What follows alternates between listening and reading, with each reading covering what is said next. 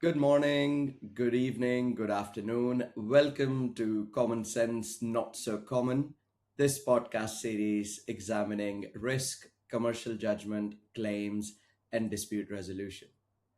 Today we have a very special guest, Keith Kelliher, one of Ireland's leading voices in construction adjudication and dispute resolution, a practicing adjudicator, trainer, and construction professional. He's been a strong advocate for fair, efficient, and accessible dispute resolution within the industry. Before we move on, Keith, I want to ask you, how did you find your way into adjudication and construction dispute resolution? Tell us about your journey. Well, let me start by thanking you for the invite to come on. It's a pleasure to be here. My career, I suppose, from the very start, ended up in the dispute world, and I suppose so. There's an element of luck, I have to say, with how I suppose ended up in the space. My very first project was the construction of the M50 motorway, which is kind of Dublin's kind of main artery motorway that goes around the city. And one summer prior to me going to college, where that job was starting wasn't far from where my mother's house was. So I went up one day to see if I could get a summer job working on the motorway for the summer before I started college. And I got a job as a chain man, and kind of within the first week, I was sitting having breakfast with, in the compound with everybody. And the quantity surveyor for the project was sitting there having his breakfast, and he was just chatting, how's everyone, what are you doing in college? And once I said quantity surveying, he effectively said, right, you're working with me now. And that project went on for a couple of years, but it ended up in conciliation, which is what we predominantly use, particularly in our infrastructure and our public works contracts. The go-to method of dispute resolution is conciliation, which I know is not massively used in the UK, but it's for those who don't know what it is. It's a kind of mediation first with a bolt on of a kind of a recommendation at the end in case the mediation doesn't settle. So that process went on for about a year on that project, and we were heavily involved in it. And then I left that project, went to another project that ended up in conciliation as well. So whether it was me causing all of this or whatever, I literally was in the dispute space from the start. And I just found it kind of, and I say this to lots of QSs when we're giving seminars and whatever to young surveyors, like, the skill set of a quantity surveyor is so perfect for dispute resolution that you do find that, a lot of your training as a QS, you're using that skill set. So it kind of comes quite naturally. And where it comes most naturally is in adjudication, because obviously, in Ireland, we're only allowed to adjudicate payment disputes, which is slightly different again to your legislation in the UK. But obviously, as a QS and payment disputes, again, it comes naturally. So it's just natural progression through finding myself constantly in disputes and having to find a way of getting around them, I suppose, is how we ended up here. So, how's conciliation now? Because I know there is a lot of concern you've raised recently about statutory adjudication in Ireland. So what is happening? What do we need to understand about it? Okay, so our legislation was introduced. It's called the Construction Contracts Act 2013. Was introduced to deal with it. It had two purposes: to regulate payments in the construction industry and to introduce adjudication into the market, but only, as I said, for payment disputes. So the legislation came in 2013, but it only commenced for projects that's commenced after July 2016. So we've had it now for 10 years. And so we don't have approved nominating boards. We have a single panel which sits in what we call the minister's panel, which is administered by a department of government. Okay. And the panel runs on a 5-year cycle. So we're at the end of the second cycle because we're literally 10 years.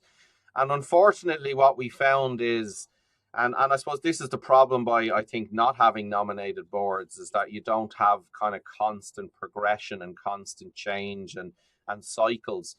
What happened was the panel lapsed, and the panel was allowed lapse. So we had a 38-day period where we had no adjudication panel at all in Ireland. And that came about because people didn't do their jobs. There's no other word you can use, but whoever was responsible for ensuring that whatever system was put in place to, start the process for the next panel never started in time, and the previous panel was allowed lapse. So we had a 38-day period where we had no panel at all. And then there was a process to get a new panel, and they reinstigated a panel of 19 people. And all of a sudden, the chair of the panel then lapsed. So we had 38 days with no panel at all. We then had about, I think it was from the 17th of June, we got our panel back. And on the 30th of June, the chair of the panel's appointment lapsed. So we currently, and we are now on the 29th of July, and we currently have no chair of the panel, and have had none since the 1st of July. So we have no chairperson of our panel to appoint anybody if anybody comes looking for an adjudicator. So we're at a bit of a standstill in adjudication as a result, and that's obviously a big problem, because it's an access to justice that so many of our industry have sought to rely on. Given how quick it is, and that just to save their businesses. Conciliation is kind of it's a more long-winded process. Like it's obviously a voluntary process. Parties engage in it, and if they don't succeed in finding a settlement, conciliator issues a recommendation, but that recommendation can be rejected within a set period of time, and then the parties move on to another process. So it doesn't give you that kind of temporarily binding but still binding decision that adjudication gives you. So it is a fundamentally different process. But look, I look at them all. I sit in all the different seats, and I look at them all as tools in a toolbox, and it's a case of finding the right tool to unpick the right lock. And but that lock of adjudication at the moment is well and truly locked, and we're struggling to open it. So effectively, since May, there has been no access to statutory adjudication, other than for about from the 17th of June to the 30th of June. In that very small window, a number of cases would have got up and running. But yes, other than that, since May, I was on the original panel. I think it was the 9th of May we timed out. So since the 9th of May up until today, other than that small window, adjudication has been off the table. So you mentioned access to justice, yeah, which basically is saying to me that legislation is there, so the overarching, statutory optimization is there, but the problem is an administrative issue. Yes. The simple answer is yes. There is no. If there is more than administration at play here, it's been done in the background and nobody knows about it. Like if it's if it's some form of attempt, which could only be at government level, at stopping adjudication taking place or something, like there's no evidence to suggest that that's what we're talking about, other than it being an administrative issue. So it's bizarre. Because they did have the power to simply extend the period of the previous panel. They did have the power to extend the term of the chair, and they've chosen not to. I can't answer why that is. Yeah, of course. How serious is the problem in practice? See, it's like anything. Like, so if you're a business, so I had a phone call. And this is why it's a problem. I had a phone call from a prospective client, and lots of our clients will come to us, and we'll only ever deal with them once, because we'll fix the issue, and then we hope they learn from that issue and don't come back to us again. It's not mine is not a business that people come in all happy and, joyful. So we try and keep people out of it. But I had a phone call from a client who was indebted to a business for in the tune of €600,000 and had paid out over 3/4 of that money to subcontractors and could not get engagement with their client at all in regard to that sum. So they paid out over €470,000 of a €600,000 debt. And they came to me because someone had recommended adjudication. They'd never heard of it. For me to have to turn around to that person and say, I can't currently help you, is a massive problem in the context of where does that person go? Do they go to the court system? Are they going to survive the 3 to 6 years that's going to take to get that case through court? Are they going to go to a conciliation system that has no guaranteed outcome, that can't force a resolution, particularly if the other side don't engage? It's that removal of that access to justice, which has become a lifeline to lots of businesses that didn't have any lifeline. Like before adjudication came in Ireland, we had the Celtic Tiger crash, and business after business went to the wall with nowhere to go to have issues resolved in a quick period of time before they went bust. So adjudication was seen as the answer, and we've now taken that away for no reason, and we've removed that. And so when we talk about how big a problem is it, it's a problem for those businesses that need it today. It's like an ambulance. It's like ringing 999 for an ambulance and finding there is no ambulance. Nobody talks about it until they're the one who's picking up the phone to ring the 999 to find there's no ambulance and they need it. So that's kind of what adjudication to me is. It's the phone currently. There's no one answering that phone for the people who need to ring it, and we don't know the impact of that yet. But if it goes on for much longer, I have no doubt we're going to start seeing businesses failing that wouldn't have failed if they had access to it, and that's the problem. And I think it's important. I always kind of think we have to distinguish between what the majority of people's views of our industry is, which is the top tier of contracting. Most architects, engineers, a lot of them, they operate up in the top tier. So their view of the industry is the top tier and what happens up there. That's not where our market is. That's not where our industry is. Our industry is made up of family businesses where the father and the son work together and the daughter is the accountant and the mother keeps everything together. But they're also employing 6 or 7 of the lads off the local GAA football team. So when that business gets into difficulty, it impacts the whole of that village because there's numerous families impacted by it. And that's the bit that I'm always concerned about. Yes, we've a concern for the bigger companies because of the knock-on impact of a failure at that level, but there's thousands more companies operating on tight margins, earning a living on the lower end of the market, and they are the people that adjudication is a lifeline for because they can't go to court cases and they just won't survive. They don't have the time, they don't have the resources to do that. So it's I'm hoping nobody's impacted by this, but common sense would say that's not the case. I agree. Adjudication has been a quick, independent, enforceable dispute resolution system in Ireland for as you said, for a decade. And if parties now don't have access to it when they have finally gotten used to using it for their payment disputes, I think the industry confidence naturally gets damaged, and it will take some time to rebuild that confidence. So, in the meantime, as you said, you had a potential client discussing it. What are parties doing in the meantime? Um, in certain instances, you're quite limited because the unfortunate nature of disputes, and particularly when I see a dispute as a natural occurrence in commercial operations. And I distinguish that between how you deal with a dispute decides whether you get into conflict or not. Conflict being a more costly, aggressive thing to fix.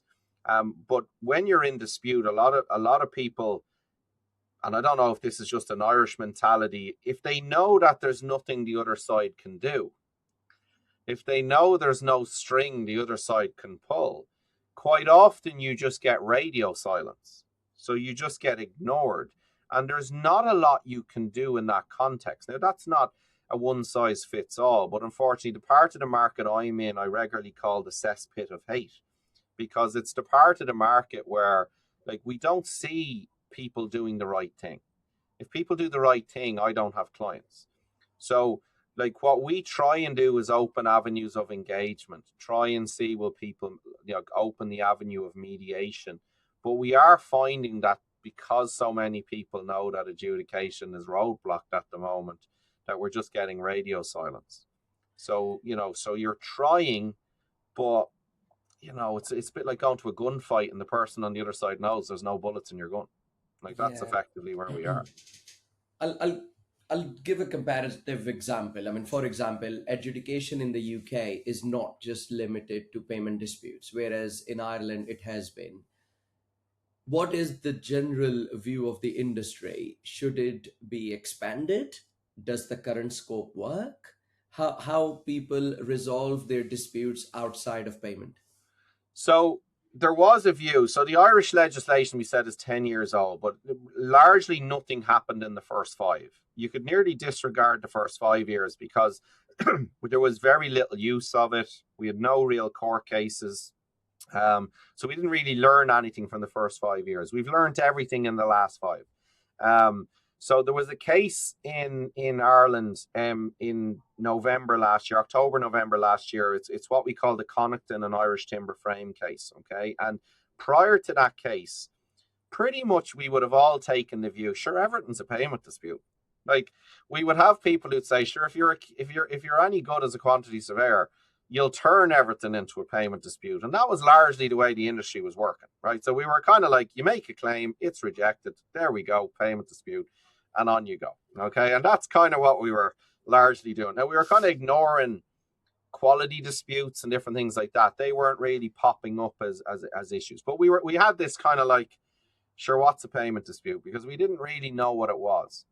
In the Connaughton case has confirmed that the view of the courts is that a payment dispute is a dispute that arises under the contract, right? So what that did was it precluded people from claiming, let's say, damages arising out of repudiation, which was probably the biggest item that we would have seen adjudicated that is now not classified as a payment dispute. So like where someone repudiates a contract and then you're claiming your loss of profits and damages and whatever else, people were just sending that in as a payment claim. It was rejected, payment dispute, onto adjudication, and the adjudicator was deciding it. And in the Connaughton case, that's exactly what he did. But the other side challenged enforcement, and the court looked at it and said, that's a common law claim. That doesn't arise under a contract, so that can't fall under the definition of a payment dispute. So we had a lot of debate about this as to like whether the term payment should be removed. And I think I've never really heard anybody say that it shouldn't. I'm trying to think, and I can't think of ever having heard anyone who kind of fights for this idea that we only confirm it or confine it to payment disputes. So I think the entire industry would like it to be as wide as possible. I've never heard anybody say otherwise. Now, the Connaughton case is currently being appealed in the Court of Appeal. And the appeal was actually heard back in April, but we haven't heard the outcome of that. But like if that case comes back and says no, that the original judge was wrong, well, then it may very well be that our legislation does cover wider than payment disputes, in the context of what is a payment dispute. But look, most of us would have said from the start, why did we put this word in our legislation? Like, what was the purpose of confining it solely to that? And we've never really got that answer. But outside of that, people are conciliating, mediating, Not really a lot of arbitration in Ireland, domestic arbitration. There's a lot of international arbitration that's held here, but there's not a huge amount of domestic arbitration anymore. So really conciliation, mediation, negotiation and expert determination, but not at the level it should be. Like, it's the most underutilized tool in the toolbox that we have, I think, to be fair. That answers my kind of misconception on adjudication in Ireland. Because if there is a quality dispute, I wanted A, B, C, but I only received B and C, I didn't receive the quality that I wanted, and now I don't want to pay you. So that turns itself into a payment dispute. But at the core of it, it is actually a quality workmanship issue. I agree with you. Yeah. But it still will be adjudicated as a payment dispute. And this is where the Connaughton case has kind of thrown a curveball to the industry, is because, so let's take that exact example, but let's look at it in the context of an oral contract. Okay. So you have an oral contract where you entered into an agreement to build something, where you discussed the quality that you wanted, and the parties agreed, and you moved on. Now, our legislation does cover oral contracts, but how does it arise under the contract? How do you argue as to what the quality was in an oral contract when you take a case that's telling you effectively the dispute must arise under a clause in the contract? So you don't have any clauses. So these are the curveballs that we're trying to deal with, as to, in that context, is a quality dispute a payment dispute? Whereas in another dispute, you might have a contract that specifically has a clause on quality, that does have a requirement to follow some sort of workmanship level or whatever. So therefore, there's at least a clause in the contract, and there might also be a set-off right and whatever else. So the quality quite easily in that context can flow into a payment dispute, whereas in an oral contract, not so much. And that's the difficulty that we're having. I suppose you have to remember, you're 30 years ahead of us in terms of your knowledge, in terms of your development of your legislation in the UK. We're only in the first 5 years. And I suppose we're trying to find our feet with what works, what needs to change, and the likes. I think where the downside is, we didn't learn from the UK. And it's clear we didn't learn from the UK. You remember that when our legislation was being drafted, it was about a year after you had revised yours in 2009. So yeah, Construction Act 2009, yes. Yeah, so the first draft of our bill was done in 2008. Okay. It didn't come in, it didn't become a bill in Ireland till 2010, and then became the 2013 Act. So we could have just looked at the changes you had made, because there's a couple of main problems with our legislation, and the Connaughton one was one. But the whole issue of what happens if no one issues a response is an even bigger one. So if you don't issue a response to a payment claim, in Ireland, our legislation is silent on what happens. So nobody knows what happens if you don't issue a response. And this is a legislation that was drafted after you had made your changes in 2009 to directly, I suppose, fix the misconceptions on that issue in your legislation. And we didn't learn from that. And, it causes problems today, Wow. So I'm going to ask you about the current system. And we know adjudication has been kind of not happening over the last 2-3 months, except for the time between 17th June and 30th of June. But if there is one thing you would want to change in the current system, what would it be? Well, it would have to be to what I just said, I suppose, in regard to the absence in our legislation of a consequence for somebody not issuing a payment response within the 21-day period. So, like, I go back. So our legislation is titled an Act to Regulate for Payment in the Construction Industry and for other matters. And the other matters was bringing in adjudication. But the Act's primary focus was on correcting the misbehavior in payment in our industry, which was notorious pre this legislation coming in. And, often someone would have made a claim for, say, 200 grand, and they'd receive 25 grand into their bank account with no understanding as to what the 25 grand was for. And so when the legislation came in, you had a system, no different than your scheme. We had a system. Yes. You make a payment claim notice, you get a response. The response must issue in 21 days. You obviously have a line in your legislation that says what happens if that response doesn't come. Our legislation, that line was removed. Now, that line was in earlier drafts of our legislation, but it was removed.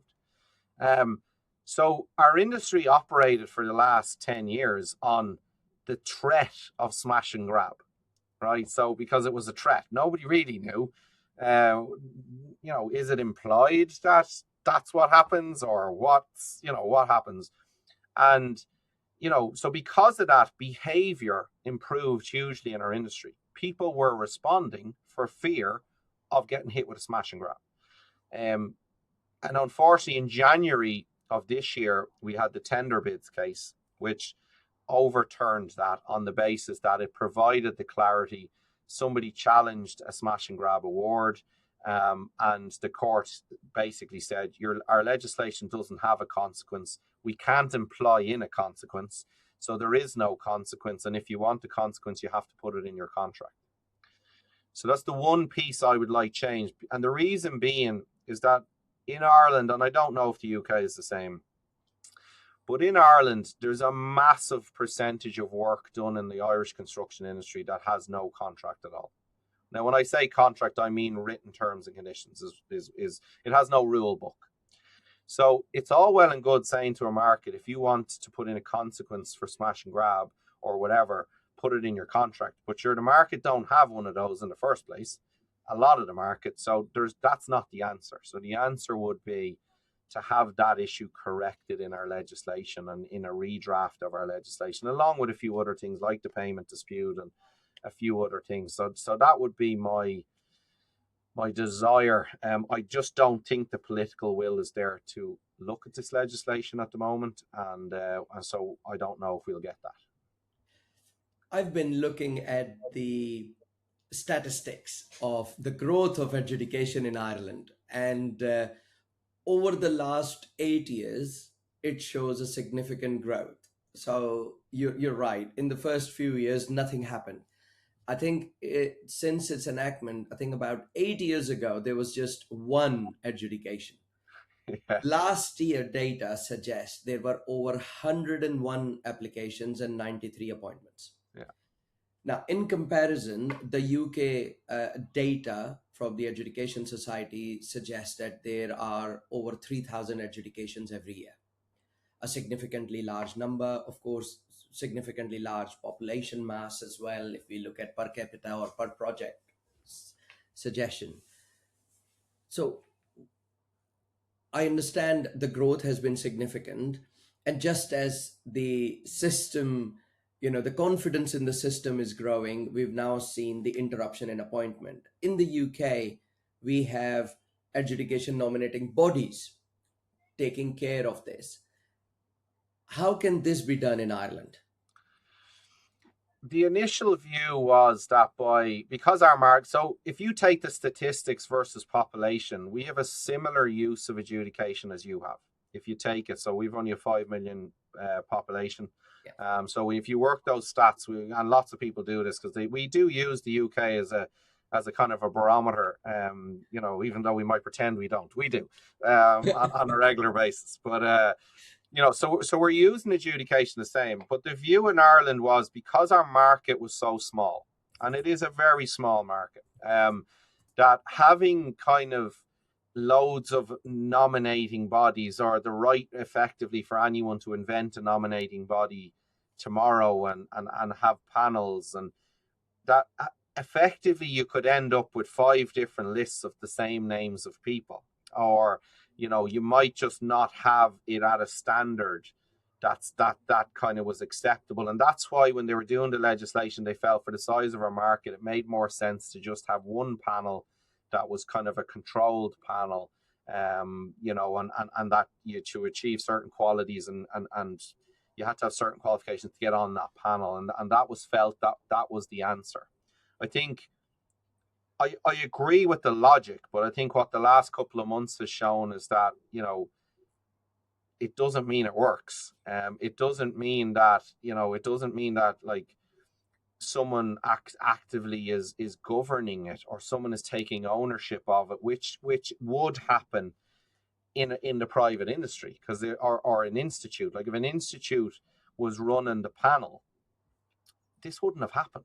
Like it's as simple. This would not have happened. Like heads would roll if something like this was to happen. It would be embarrassing. It would be, the negative view of adjudication from outside Ireland of our system must be horrendous. Like people, like look, and I operate in the UK. I have lots of connections in the UK. I know a lot of the people operating in the ADR space in the UK, and they look at Ireland as a basket case at the minute. Like, and there's nothing I can say to stop that, because it is like this is illogical, and but I don't think it's a reason to pull the plug on our system. I just think people need to be accountable for their roles, and they need to understand the importance that this process has on a market, and give it a bit more care and consideration than you've been giving it up to now, because this is just not acceptable. But I don't know. I don't know what the answer is. No, it's let hiccups come everywhere. It's about how we come out of it to the next stage. And now I'm painting a picture. Everything is fine. Adjudication is working. People hopefully don't have payment disputes, so they don't have to come to adjudication as much. I mean, that is the ideal world. But as you said, disputes are inevitable. Yeah. It's one of those things which happen, because I'll go back to the dictionary definition of disputes. It's a misunderstanding between two or more parties. You can't have a misunderstanding with yourself, so that would be wrong, very wrong. So let's come to, you mentioned a bit about getting onto the panels and adjudication. So a point that we cover a lot is for young professionals looking to build a career into ADR. So let's just look at the adjudication perspective. A lot of people who work in construction aspire and see it as a very fulfilling career. So how do they go about becoming an adjudicator? Yeah, like the way I started with it, I never actually aspired to be an adjudicator, and I probably ended up being an adjudicator a lot earlier than I'd ever envisaged that coming about. I enjoy the battle, and I think for anyone, and the biggest mistake people make coming into ADR, and it doesn't matter whether they're young starting off, or whether, as we know, a lot of people kind of retire into the space from other areas. And I think the biggest mistake that a lot of people make is that they don't enjoy it, and they don't understand it. If you don't enjoy the cut and thrust of disputes, it will live in your head, and you won't enjoy it, and you'll eventually leave it, or you'll just run away from it. So you have to enjoy what you do. So the best way I've always felt, and the way I built my business, was getting involved at the ground level as an advocate. So providing a service to people in dispute who would never go to a solicitor, who would never go to a barrister. And there's lots of them, because they see that as just cost. So there's a big gap between where there's lots of disputes, and they mightn't necessarily, and the solicitors would be the same, where they'd see a certain value of a dispute that doesn't pay them to run, because they can't make the fee work for their client and themselves. So there's a massive amount of disputes in the construction industry that need advocates for. And so that's what I jumped into day one. And what that does is It's enjoyable.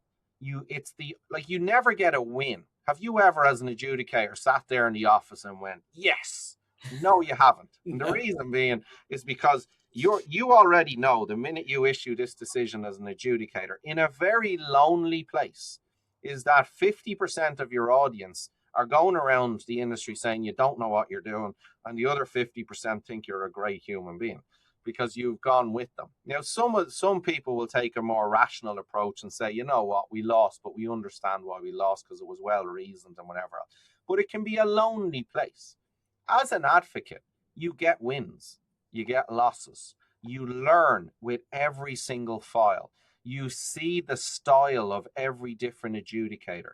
You see how this adjudicator dealt with that, how this person dealt with it, what their style is, how they reason, everything. So your learning power is massive as an advocate because you see multiple teachers. Every time you have a case, you learn from that.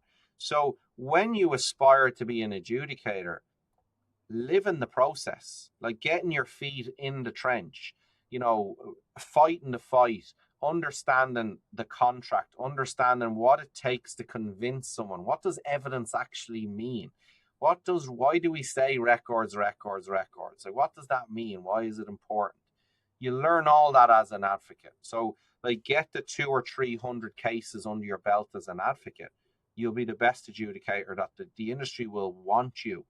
They will desire to have you as an adjudicator because your knowledge base and your expertise will be unmatched.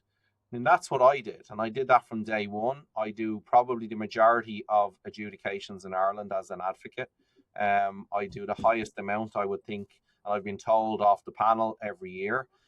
So even though I'm an adjudicator, I love advocating. My business is an advocating business. It helps parties resolve disputes. It uses the tools available.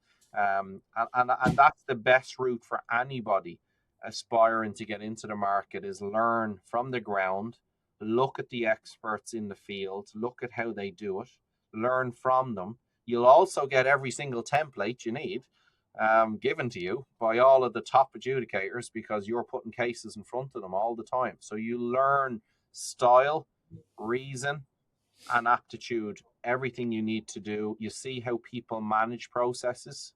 So you see everything from being and living it. And that's to me, is the only way you should do it. I'm going to start some quick fire questions now. Okay. Do you think common sense is common? No. Okay. You've seen hundreds of payment disputes, but behind it, there is another symptom.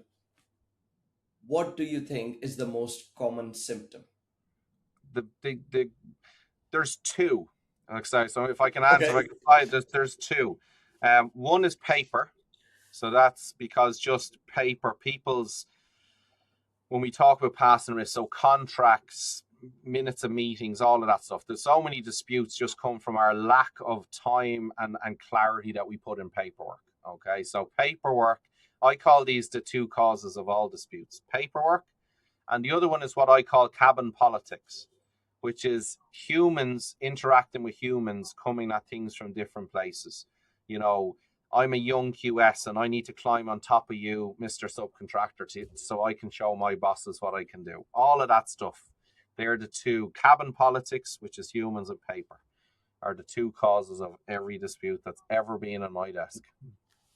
I agree. Poor contracts, poor records, leading to poor communication, and ends up that we just cannot have difficult conversation on a table.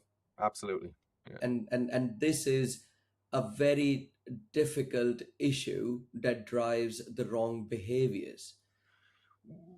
The communication one is massive because, and I do say this, and lots of people in the IT world give out to me because they think I want to live in the dark ages when I don't. I love technology. We all use it. It's done wonders for us. But with the advent of technology, we have to be very careful as to how we effectively communicate. Like when we were created, we have 2 ears and 2 eyes. We've 1 mouth. So what does that tell you? That tells you that whoever invented the human being believed that we need to see and hear twice as much as we spoke, because he only gave us one mouth.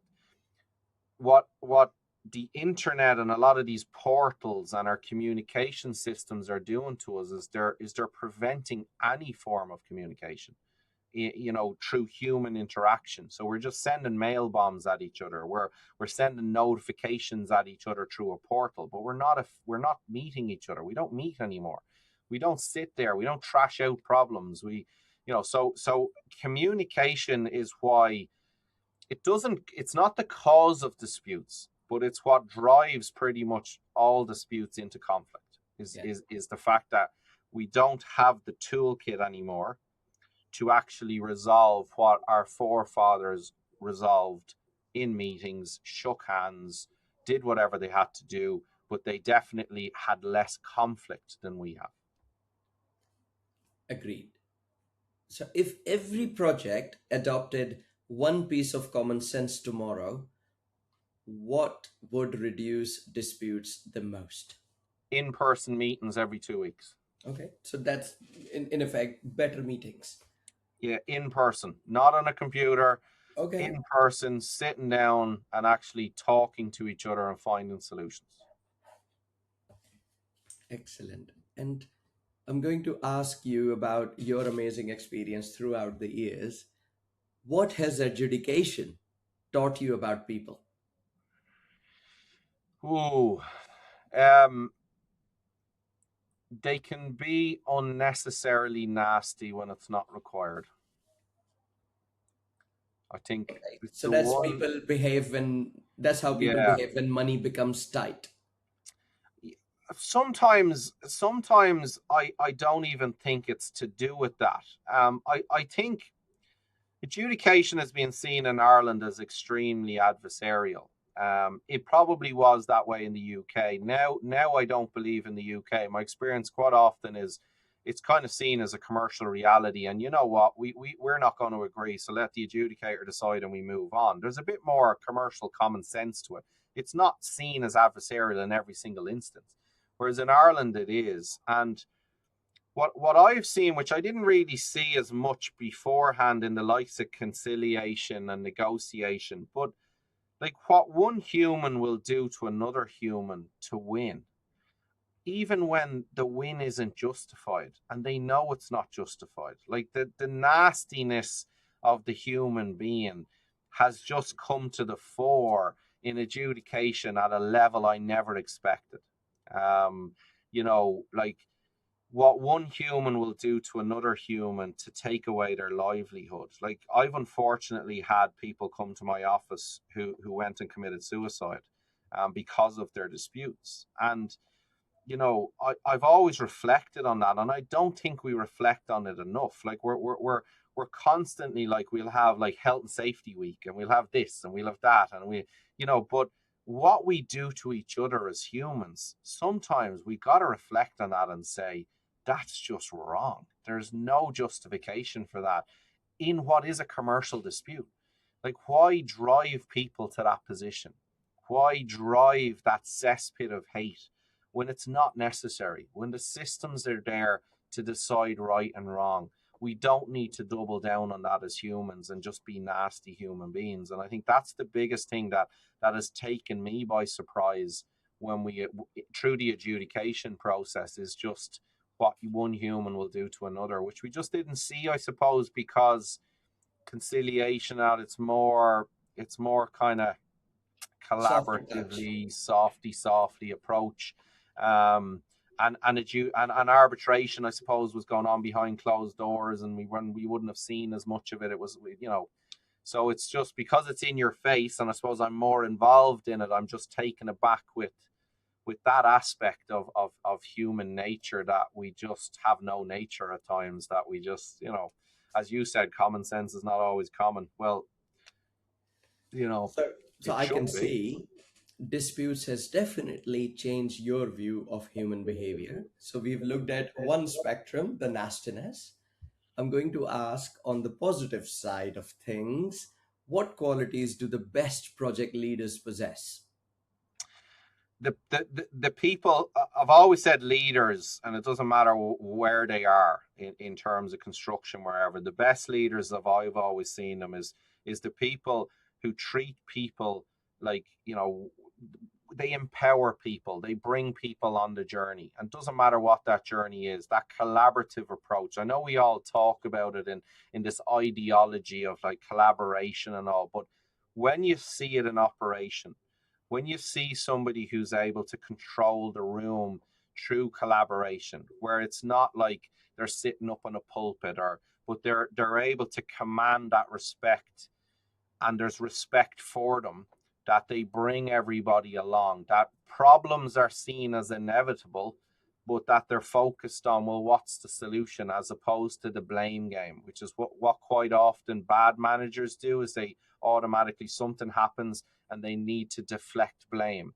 Whereas good leaders, that's an issue for tomorrow. That's not an issue for today, because that's impacting our project. So when you see really good people where they're able to kind of come into a room and say, lads, stop, where's the fix? Yes. Concentrate on the fix. We've all the time in the world. We're not able to undo what's happened. So we can talk about that again. But what's the fix? They're the people, they are the leaders that I like. They're the clients I love. They are the clients who, you're happy to have meetings with them, because they're empowering meetings. They're positive people. Even though they might be coming to you in a negative situation, they exude that confidence, that power, and it's infectious. And that's what makes a good leader, is just, having confidence in yourself to look at the tomorrow as opposed to the yesterday. And I think that's a powerful trait that just comes naturally to some people and not to others. And that's an amazing advice, because the way I'm looking at it, every young quantity surveyor, engineer, project manager, and contract administrator need to understand about these skills and these aspects. You mentioned earlier that if we have better communication, we will avoid a number of disputes. And you also said about, there is more technology. Now we have a lot of AI, we have a lot of modern contracting and different forms of technology.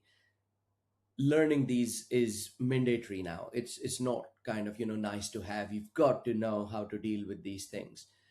Do you think the advent of technology, AI, modern contracting, and hopefully more standard form of contracting in Ireland will help reduce payment disputes? No would be the easiest answer for me to give. I think the problem that technology has created is that it has created more paper. It's digital paper, but it's creating more data. It's creating like we communicate more than we ever did. We're just not doing it right. And that's the problem. So like we send each other 10,000 emails on a project, but it's how we come up with ways of collecting that data, identifying that data, managing that data, so that when an issue arises, the answer is there. Like we quite often we're creating the answer, we just can't find it because of the amount of data we're creating. I think there's certain parts of our industry will always benefit from AI. A lot of our paperwork, the clarity, but the problem you have is then when the human tries to mess with that, i.e., here's a contract, well, I'm going to go in and change every bit of it. But AI told us this is the fairest contract, or this is the way to do this, but I'm going to go in and change it. And then how does that happen? How is that dealt with? Okay. Going back to what I said earlier on, how we speak to each other when we need to, how we sit down and trash out problems. AI will never fix that. If anything, it's going to drive us further apart as communicators, as the way we were built. So it's how those issues are resolved, I think, and I suppose the interaction between the common sense, because computers won't always have common sense. That interaction between common sense and the computer will be an interesting learning curve into the future. It'll be interesting to see, what it does fix, what I hope it doesn't do. And my concern with AI in the dispute space was probably along the lines of what we saw in the likes of the PayPals and different things in the past, where the computer replaced the human and kind of gave the parties an answer based on statistical data and different things like that, which effectively brought the answer down the middle. Or, salami sliced in some way. And here's your answer. What it doesn't give is rationale. It doesn't give learning. It doesn't prevent it happening again, because the parties aren't learning from that. So what I hope AI does is it doesn't replace the necessity to learn from mistakes, so that the mistakes aren't made again. And that's what ADR gives parties, because it gives them a reasoned understanding as to why they've lost, and they can learn from that, and both parties learn from that in the future. How can AI give you that? And that's the bit, that's my concern. That's my unknown. Respected. We've discussed quite a number of things. We've discussed better communication. We've discussed physical meeting. We've discussed records. We've discussed paper, humans, commonalities amongst them. So if every contractor, consultant, client, project manager, quantity surveyor listening today remembers from our discussion one piece of common sense, what would you want it to be? When an issue arises today, you can't fix that has happened. And what you should be focused on is the tomorrow, and how do I fix this issue, and not stay away from the spending all of the time immediately trying to find the blame. Communicate with everybody, bring everybody together, find a solution, find the fix, and worry about the point and blame later on. Because what you're going to do is save time, save money, and make the dispute more like a seed than an oak tree. Keith, thank you for sharing your journey, and more importantly, the practical lessons that I've learned along the way. I mean, I'm honestly reminded that while contracts, legal processes, dispute resolution systems, payment disputes, all of this are rooted in communication, trust, leadership, and everyday decisions that we make on projects. So thank you so much for coming on Common Sense Not So Common. And I'm hoping that the adjudication system in Ireland will get on its feet as soon as possible, and people like you who do immense, you know, sacrifice in terms of raising the awareness and in terms of making sure that everybody gets what they are due. Thank you so much for that. Nazir, it's been an absolute pleasure being on with you, and I wish you well with the podcast going forward. Thank you. Thank you, Keith. Thank you.